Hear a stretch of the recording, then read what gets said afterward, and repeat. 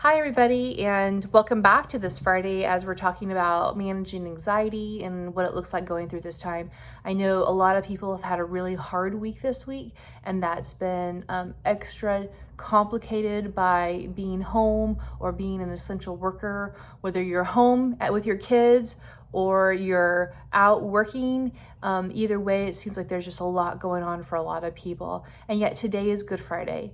And it really didn't escape me that today is Good Friday. As a child, I was often confused and I just couldn't wrap my brain around why on this day of Jesus' death, it was called good. So much pain and suffering happened on this day. Good just doesn't seem to fit. And so I started to do some research and I spoke with a few pastors I know and found out that it is also referred to as Holy Friday, which made me ponder then, well, why is it called good if it's also known as Holy Friday? To some degree, that almost seems like that would be a better fit, a better description for what this day is. Then I also learned that the idea of Good Friday comes because there is good that has come out of something that has been so hard and so bad and so painful. As I've been walking through some very difficult and hard days lately, as I know we all have, I can't imagine how hard of a walk it was for Christ on this Good Friday.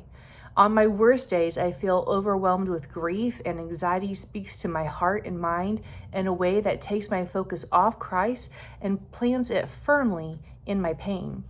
How then did Christ take this specific day and accomplish what others meant for bad so God could turn it into good? I believe the walk Christ took started with his honesty as he experienced intense anxiety. Luke 22:44 talks about his anxiety was so high that he was actually sweating blood. And then he prayed in Matthew 26, "My soul is deeply grieved.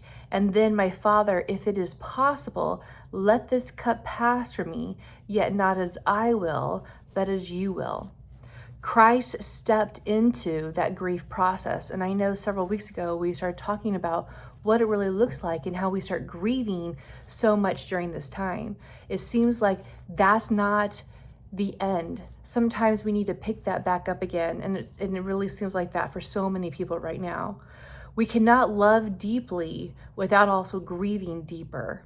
When we are steeped in deep grief, we need to take life in very short segments or very short steps.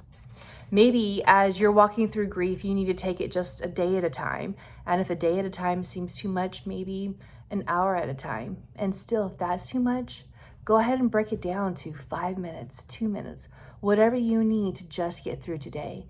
Because when grief is deep, we just need to focus on small pieces. The smaller, the better. The benefit of keeping our focus small is to help us stay focused on what is the most important thing at that moment. Our brains cannot process too much information as we're walking a really difficult road. We cannot fully engage what the next thing is. We need to stay focused on what's happening in the here and in the now. We need to stay in the moment. We need to stay focused on God, and then Friday will be over, and Saturday will pass by, and Sunday will arrive. And Sunday will bring with it so much good that when we look back, we can say, it really was a Good Friday. I wish you all the best, and may you truly be blessed this Easter weekend.